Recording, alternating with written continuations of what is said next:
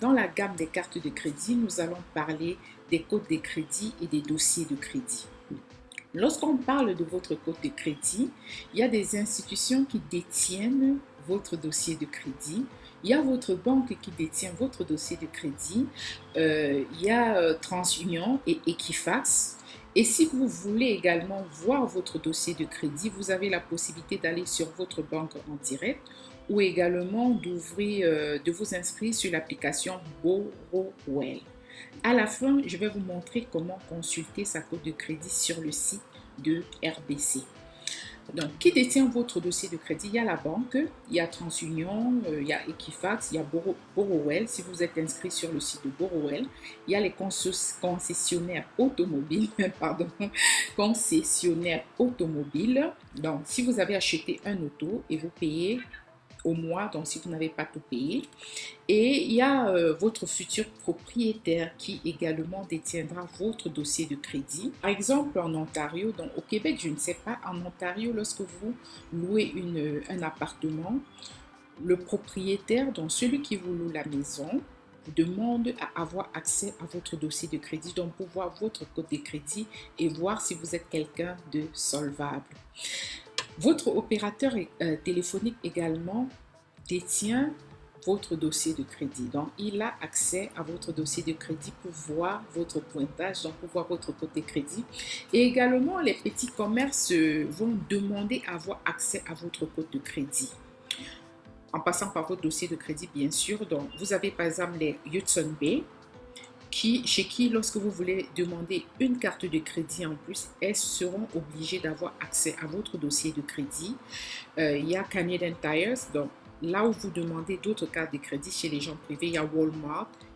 Ces petits commerces vont toujours demander à avoir accès à votre code de crédit. Et n'oubliez pas que tout le temps où on demande à avoir accès à votre dossier de crédit, donc pour obtenir votre code de crédit, ça vous coûte des points en moins. Il faut le savoir. Moi, j'ai fait l'erreur une fois et je me suis retrouvée à avoir perdu en un mois, je crois, plus de 24 points.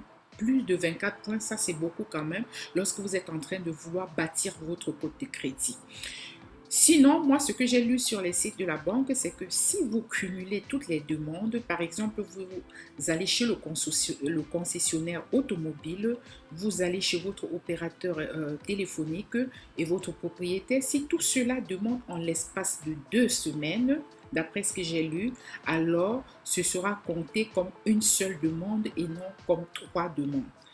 Retenez cela et essayez si vous pouvez le faire. Donc, regroupez toutes vos demandes d'accès à votre dossier de crédit dans les 2 semaines. Et dans les 2 semaines, selon ce que j'ai lu sur le site, c'est que dans les 2 semaines, les demandes seront considérées comme une seule. Là, vous économisez parce que si chacun vient peut-être toutes les 2 semaines pour avoir accès à votre dossier de crédit, ça va vous coûter cher niveau points. Et dire qu'on perd des points, ça veut dire que votre cote en fait de solvabilité est en train de baisser. Et les codes de crédit, il y a 5 facteurs qui peuvent affecter la cote de crédit d'un client, de toute personne. Et moi aussi, j'ai été affectée. Ne vous inquiétez pas, ce n'est pas la fin du monde. Mais je trouve que c'est quand même important de le savoir. Parce que moi, quand je suis arrivée au Canada, les gens le disaient, mais elles ne savaient pas exactement sur quoi est-ce qu'elles devaient se baser. Donc, elles ne savaient pas donner ces informations-là de manière spécifique. Donc, ici, je vais vous donner ces informations de manière spécifique et ça va vraiment vous permettre d'éviter certains problèmes. Parce qu'on est d'accord que par manque de connaissances, on peut mourir. Hein? Ce n'est pas juste la Bible qui le dit, même dans notre quotidien. C'est très important, surtout au Canada, d'avoir les connaissances au niveau financier. La littératie financière, c'est très important. C'est capital même si vous voulez vivre et évoluer dans ce pays-ci. Donc, ça va vous permettre d'éviter une sorte d'AVC en fait. Donc, la première chose qui peut affecter votre code de crédit, c'est votre historique de paiement. C'est très important de savoir que votre historique de paiement pourrait affecter votre code de crédit. L'historique de paiement, c'est quoi? Par exemple, si vous avez pris une marge de crédit, j'expliquerai dans une autre vidéo, mais je vais vous dire en gros. Moi, j'étais endettée bien avant, donc avant de me lancer dans ma propre affaire, j'étais endettée et ce que j'avais fait, et je le fais avec les clients, c'était au lieu de dire que voilà, je vais aller déposer faillite, donc je suis allée demander une marge de crédit de 5% d'intérêt. Et parce que ma carte de crédit que je dépensais avait un taux d'intérêt de 20%. Alors, avec la marge de crédit, on est capable de payer tout ce qu'on a sur la carte de crédit. Donc, vous voyez que là, vous avez gagné 15%. Donc, c'est pour ça que la marge de crédit, généralement, est utilisée. La marge de crédit est utilisée pour payer des crédits dont le taux d'intérêt est très, très élevé.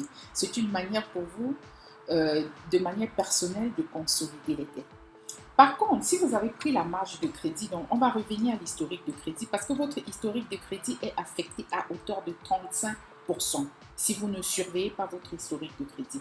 Lorsque vous avez pris cette marge pour payer la carte de crédit, c'est important que vous devez la payer à la date d'échéance également. Donc, si vous avez prévu de la payer à telle date, il faut la payer. C'est ça qui constitue votre historique de crédit. Lorsque vous ne le payez pas, ça affecte votre cote de crédit à hauteur de 35%. Également, les cartes de crédit, parce qu'il y en a qui n'ont pas de marge de crédit, mais qui ont des cartes de crédit. Donc, payer déjà le minimum, ça vous évite des problèmes. On est d'accord, ça vous évite de sérieux problèmes, mais en payant le minimum, c'est quand même toujours, votre carte de crédit est un peu affectée, mais également vous payez très cher en intérêt. Donc, je conseille aux clients généralement de payer la totalité ou au moins de payer même les 70%. Minimum, c'est correct. Payer les 70%, c'est bien et payer le tout, c'est excellent. Donc, voilà ce que je conseille à mes clients.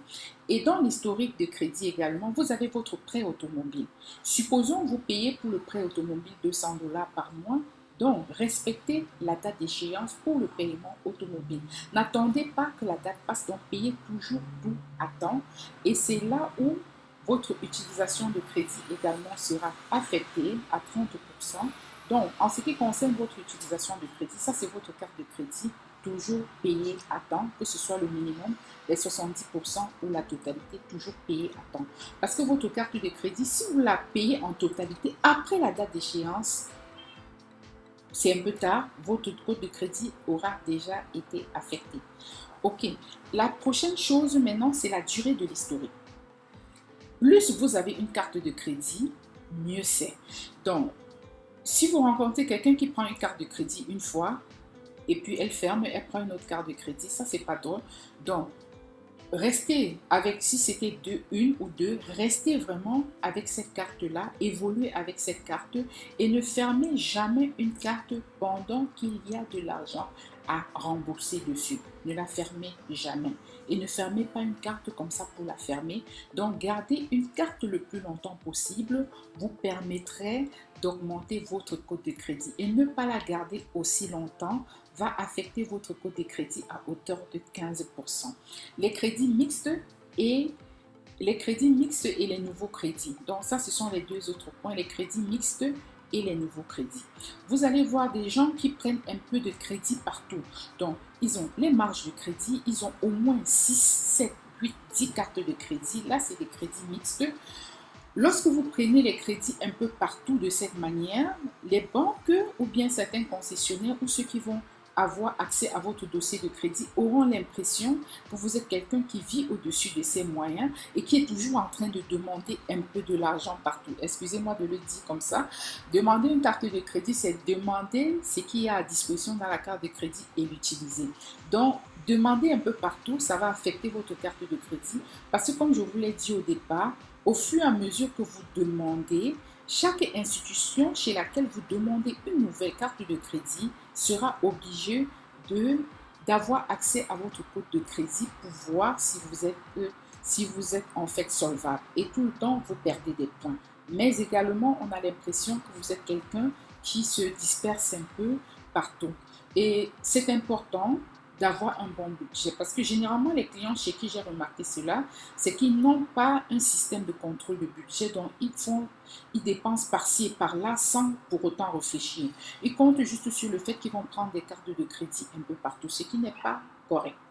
Et À force de demander des crédits un peu partout, ça va affecter votre taux de crédit à hauteur de 10%. Également, les nouveaux crédits, donc comme j'ai dit, crédit mixte et les nouveaux crédits.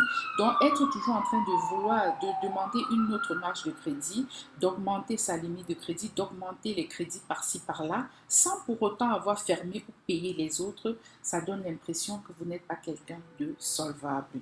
Ici, j'ai donc partagé avec vous les informations sur les codes de crédit et les dossiers de crédit. Dans notre nouvelle édition, nous allons parler des marges de crédit et des lignes de crédit.